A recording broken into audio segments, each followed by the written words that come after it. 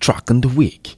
On Monday, President Bola Tinubu had on Monday in Abuja decorated the newly appointed service chiefs with their new ranks at the council chambers of the presidential villa, Abuja. During the brief celebration, the president, who was joined by spouses of the appointed officers in the assignment, charged them to maintain teamwork to ensure peace and stability in the country. Correspondent Nabuchoke Nabuchi reported that decoration of newly appointed service chiefs is usually an exclusive preserve of the commander-in-chief, and expectedly, President Tinubu was on hand to perform the ritual. Recall that the Senate and the House of Representatives had previously confirmed the appointment before the ceremony. The newly inaugurated chiefs were the Chief of Defense Staff CDS General Christopher Musa, Chief of Army Staff Lieutenant General Taurid Lagbaja, Chief of Air Staff Air Marshal Azan Abubakar, and Chief of Naval Staff Vice Admiral Emmanuel Ogala. Speaking on the occasion, the President emphasized the importance of maintaining teamwork, which he credited for the gains recorded thus far in the security sector. He had commended the dedication, commitment, and steadfastness displayed by the armed forces, acknowledging their significant contributions to the nation's peace and stability. The President had also offered prayers for God's blessings upon the Nigerian armed forces, wishing them peace, progress, and success in their endeavors to protect the country's territorial integrity. The now promoted and decorated officers expressed an unalloyed commitment to ensure the security and defense of the nation in their respective positions. Others expressed gratitude and hailed the President's service chiefs' appointment, believing that they would deliver in their mandate. Still on Monday, organized labor had reiterated its displeasure about the current economic situation in Nigeria.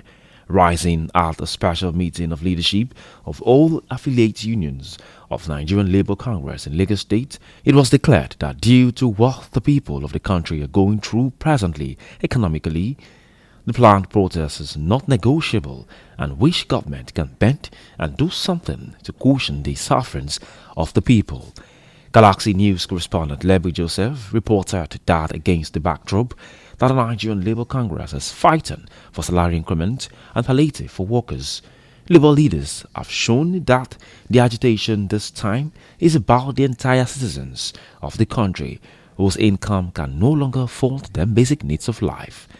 The union leaders stated it clearly that workers are not against subsidy removal, but frowned emphatically at the decision of National Assembly appropriating billions of naira as palliatives for members, the executives, and the judiciary.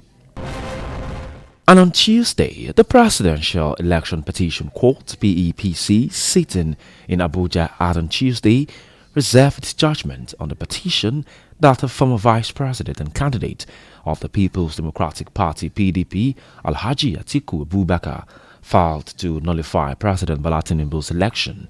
The Justice Haruna Usmani-led five-member panel okayed the matter for judgment after all the parties adopted their final briefs of argument. Correspondent Kim Leojo reported that while adopting their final written address, Atiku and the PDP, through their team of lawyers led by Chief Chris Uche Essehen, urged the court to declare that President Tinubu was not qualified to contest the presidential poll that held on February 25th. Alternatively, the petitioners urged the court to nullify the entire outcome of the presidential election and order every run or fresh contests. Atiku and his party alleged that the Independent National Electoral Commission (INEC), despite receiving over 355 billion naira for the conduct of the election, deliberately bypassed all the technological innovation it introduced for the purpose of the 2023 general elections. They contended that INEC acted in breach of the amended Electoral Act when it refused to electronically transmit results of the presidential election. However, all the respondents, INEC, President Tinubu, and the All Progressive Congress, APC, through their respective lawyers, prayed the court to dismiss the petition as grossly lacking the merits. And still on Tuesday, the organized labor had called on the federal government to scale up its policies and programs aimed at alleviating the sufferings of Nigerians as a result of the fuel subsidy removal. After a meeting with the federal government representatives, the labor leaders said even though they had listened and read carefully the interventions and strategies being suggested by this administration, they expect more in corresponding to the enormity of the issue at hand. Aside from other requests, the Labour is asking for wage award that doesn't have much bureaucracy and legal implications instead of minimum wage increases, as suggested in the President's national broadcast. The federal government, however, appealed to the Labour unions to shelve the planned protests. Meanwhile, on Tuesday, whether the planned protests had been called off, the Labour leaders had said they would be meeting that night to decide the way forward and take a definite position.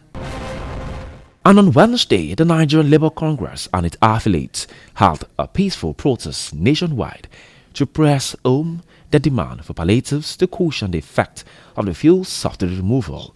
In the Federal Capital Territory, the Congress, led by its former and 7 leaders, came out in procession asking questions bordering on why Nigeria, an oil-producing country, should be suffering high cost of petroleum products.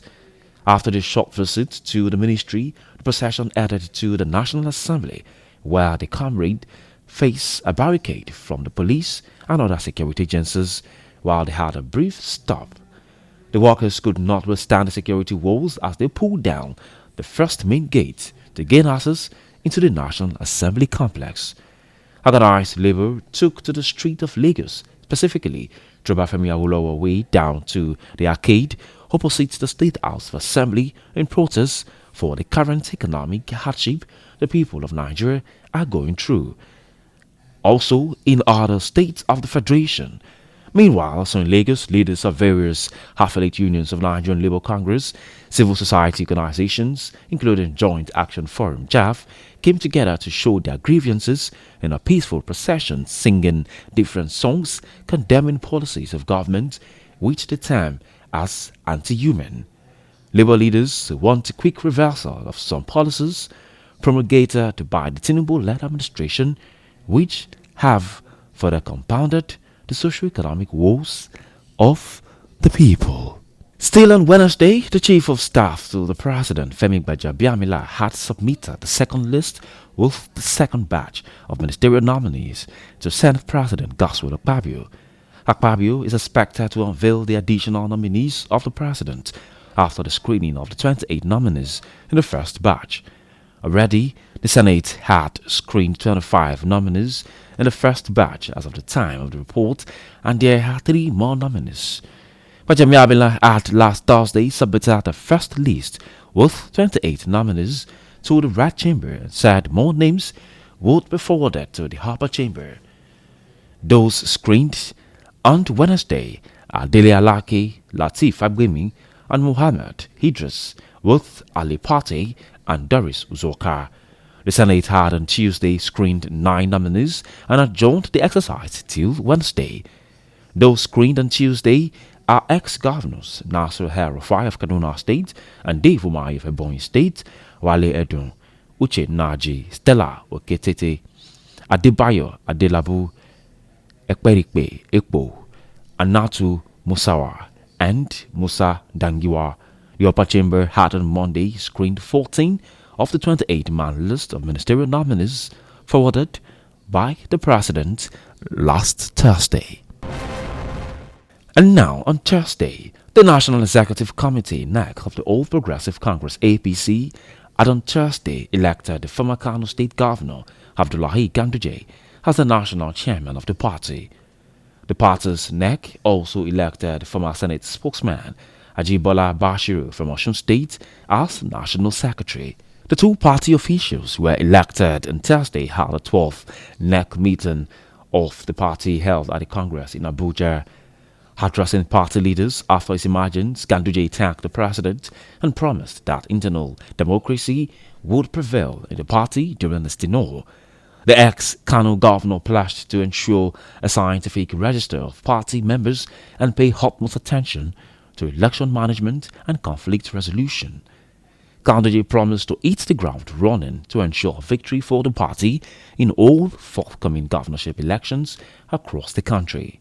President Bola Tinubu, Vice President Kashim Shettima, and members of the Progressive Governors Forum, chieftain of the party in the National Assembly, amongst others, were present at the NEC meeting, while ex-President Muhammadu Buhari and former Vice President Yemi Osinbajo were visibly absent at the NEC meeting.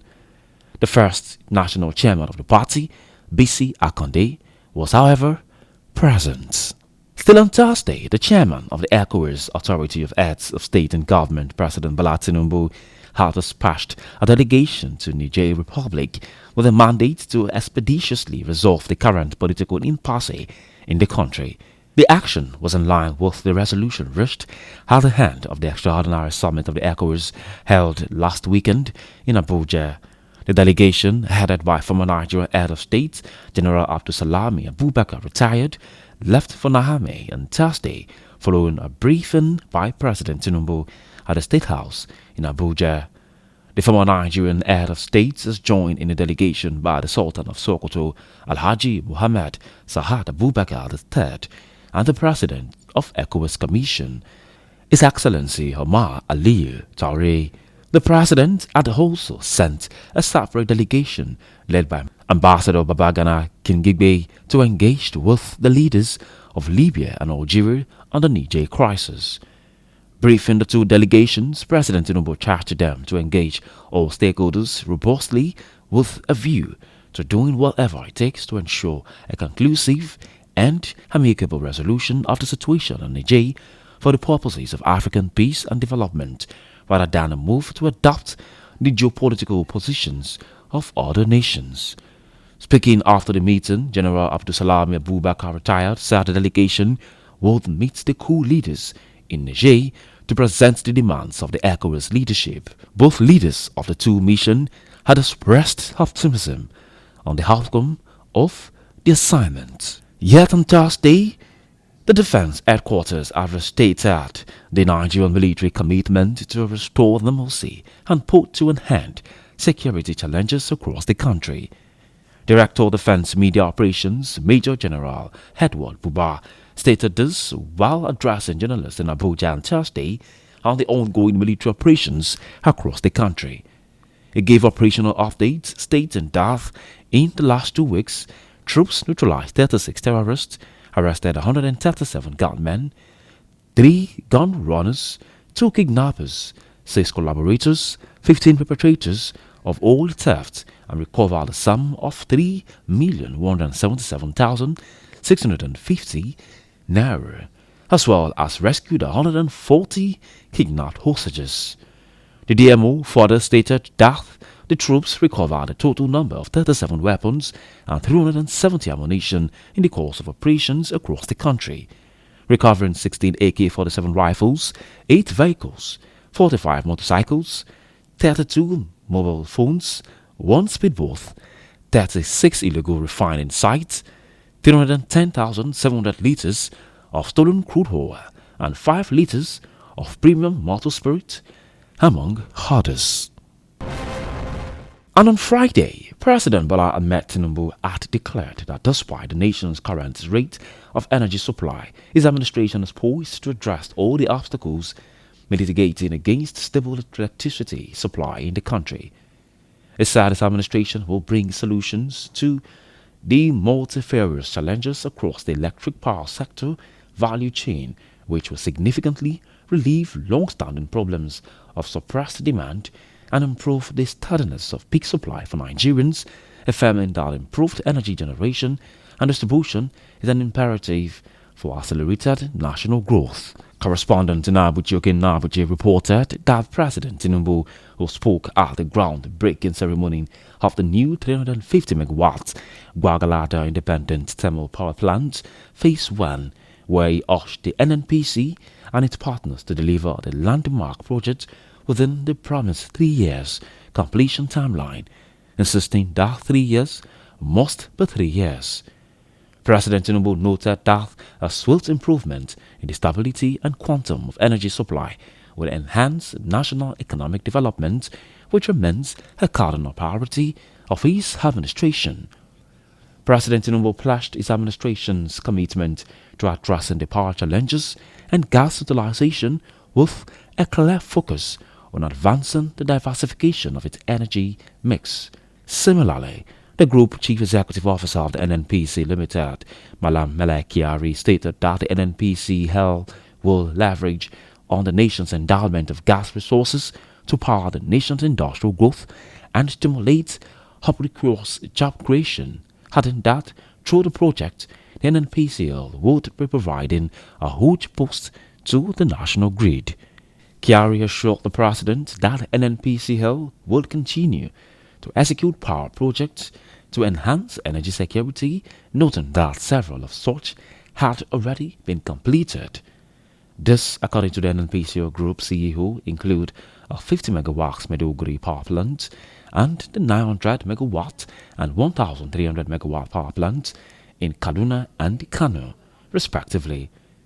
The colorful event was witnessed by many dignitaries and senior government officials, including the Borno State Governor Professor Babagana Zulum, Governor of Nasarawa State, represented by his deputy, Real Fathers, the Chinese ambassador to Nigeria, among others. Lastly, on Friday, President Bola Tinubu had withdrawn the nomination of Dr. Miriam Shetty as a ministerial nominee from Kano State.